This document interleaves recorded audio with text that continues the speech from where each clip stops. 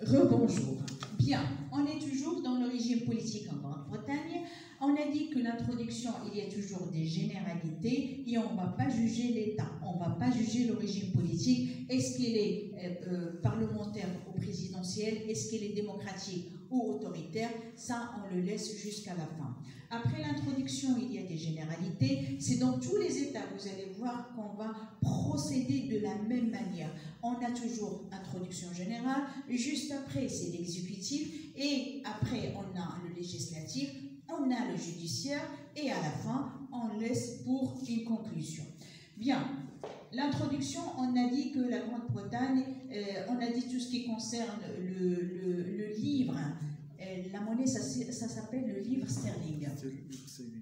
On a dit que c'est un ancien État qui a colonisé le Commonwealth, qui existe jusqu'à maintenant. On a dit qu'il a fait son retrait de la communauté européenne par le biais du Brexit, c'est l'actualité. Et c'est pour ça que je vous incite à suivre l'actualité. C'est parce que dans les entretiens maintenant, on pose des questions sur l'actualité, que ce soit pour les étudiants du master, même les étudiants de doctorat, même dans les entretiens d'embauche, c'est toujours l'actualité parce qu'on s'intéresse beaucoup à un étudiant qui suit l'actualité et non pas surtout l'actualité.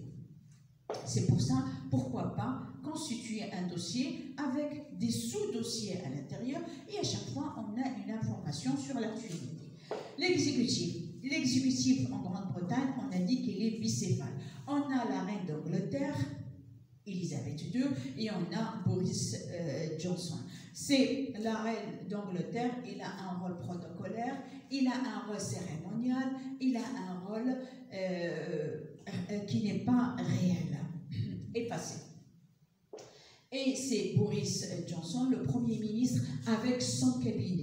Le cabinet, il est constitué de 4 ministères qui sont essentiels. Il y a les affaires étrangères, ministère de l'Intérieur, de Finances et de Justice. Ce sont eux qui se regroupent souvent pour prendre les décisions.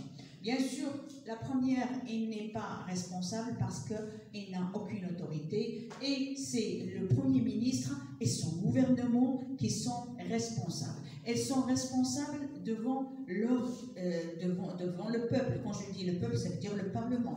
Ils sont responsables aussi il est responsable devant son parti et il est responsable aussi devant l'opposition. L'opposition en Grande-Bretagne, puisque c'est un régime où on a seulement 2 partis politiques, on l'appelle le bipartisme, on a un parti travailliste et parti conservateur. Si ce sont les travaillistes qui sont au pouvoir, les conservateurs qui vont jouer le rôle de l'opposition, le rôle réel de l'opposition.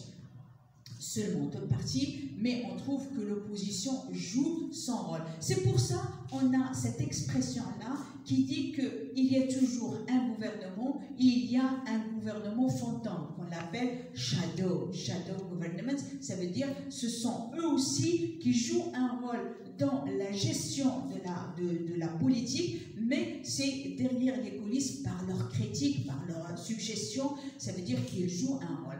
Normalement, dans d'autres États, par exemple le Maroc, effectivement, on a l'opposition, mais il ne joue pas un rôle qui est tellement solide, tel qu'il est appliqué en Grande-Bretagne.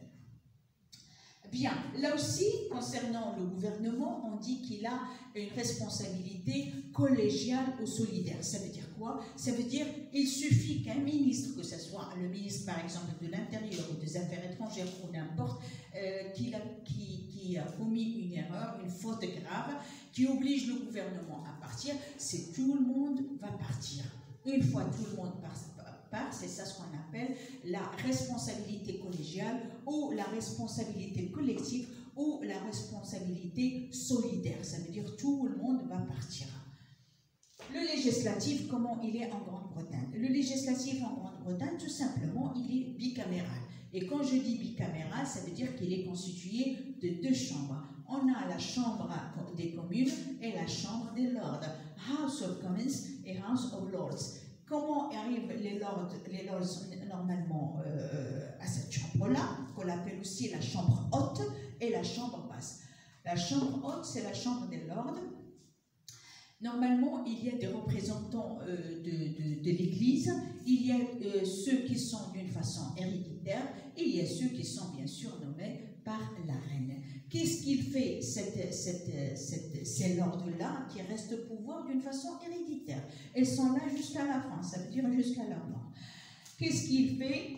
Est-ce qu'il fait les trois pouvoirs? Non, on trouve que la chambre des lords, c'est une chambre de prestige.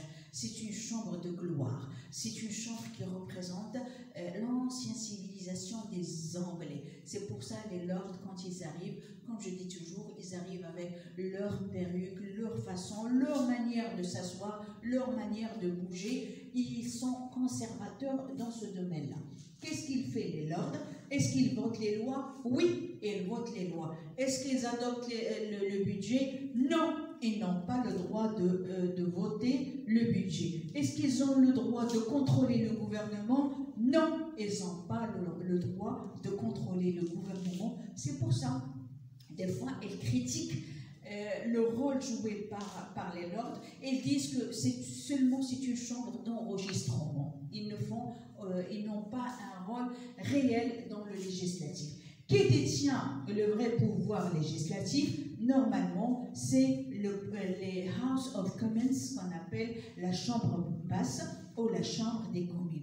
Qu'est-ce qu'il fait la chambre de communes? Comment il arrive au pouvoir? La chambre des communes ou la chambre des pouvoirs, la chambre basse, pardon, la chambre des communes ou la chambre basse, comment les députés arrivent au pouvoir? Bien sûr, suite au suffrage universel direct.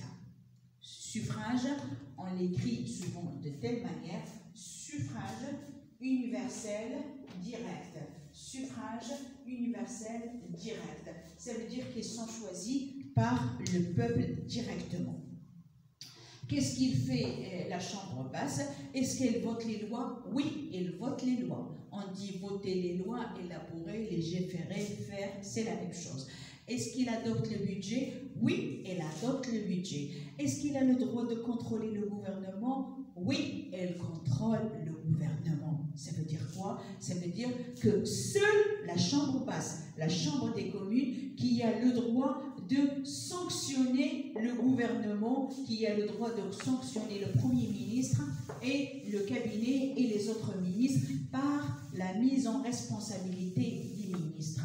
Seule la chambre basse. Ça veut dire quoi? Ça veut dire que ce régime politique-là, on va trouver, il y a l'existence des moyens de contrôle mutuel entre la chambre basse et le gouvernement. C'est pour ça, si et seulement si la chambre basse a le droit d'obliger le gouvernement de démissionner et de partir, le gouvernement aussi, il a une arme entre les mains, c'est que seul il a le droit d'obliger seule la chambre basse d'être dessous. Ça veut dire il a le droit d'obliger seulement la chambre basse et non pas la chambre des lords.